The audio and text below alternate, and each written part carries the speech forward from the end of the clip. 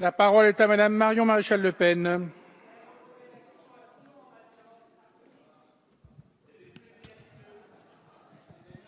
Merci, Monsieur le Président.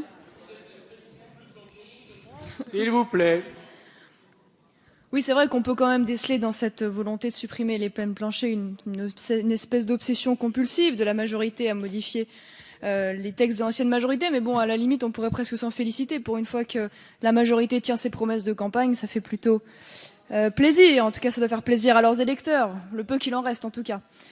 Ce qui est sûr, c'est que, en tout cas, ce qui irrigue, ce qui est assez marquant, et on le retrouve d'ailleurs dans la contrainte pénale, c'est qu'il y a quand même un état d'esprit qui irrigue cet article, qui est celui d'une espèce de suspicion à l'égard de la prison, qui serait le problème finalement, qui ne serait pas la solution, qui serait l'école du crime, l'école de la récidive par principe.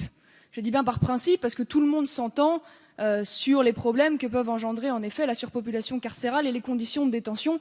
Même M. Valls d'ailleurs dans son livre Sécurité en 2011, qui a été déjà largement cité, avait spécifié qu'il était nécessaire de construire des prisons. Donc ça, c'est un autre problème. Or, si tel était le cas, on aurait pu s'attendre aux États-Unis à une explosion justement de la criminalité, eux qui ont largement, massivement augmenté leur population carcérale. Or, il n'en est rien, puisque vous savez que depuis les années 90, en l'occurrence, les violences et les cambriolages ont été divisés par 4. Mais je crois surtout qu'au-delà des peines planchées, puisque ça a été rappelé également, elles étaient très peu utilisées. Peu utilisées, Monsieur Larrivé a rappelé le chiffre, donc c'est quand même compliqué de mener une étude précise là-dessus, contrairement à ce qui a été dit. Et je crois que le parallèle en disant depuis l'arrivée des peines planchées, le nombre de détenus a augmenté, me paraît un petit peu artificiel. Mais je crois surtout qu'il faut prendre un peu de recul et voir une situation qui est générale, globale, en France, rappeler quand même qu'il n'y a pas de tout carcéral, contrairement à ce qu'on peut parfois entendre, et que la peine de prison ferme, je dis bien ferme, est une exception, puisque vous le savez, il y a 4 millions environ de crimes, délits et contraventions de 5e classe, je crois, en France par an. 10 millions selon l'INSEE et l'Observatoire national de la délinquance, qui laisse déjà imaginer l'ampleur de l'impunité malheureusement. Sur ces 4 millions, il y a 1,4 million seulement qui sont élucidés. Donc ça réduit encore le champ. Et ensuite, à ce stade-là, il y a la moitié des auteurs de délits qui bénéficient d'alternatives aux poursuites, c'est-à-dire des types rappels à la loi, des espèces d'avertissements qui sont totalement inefficaces. La moitié.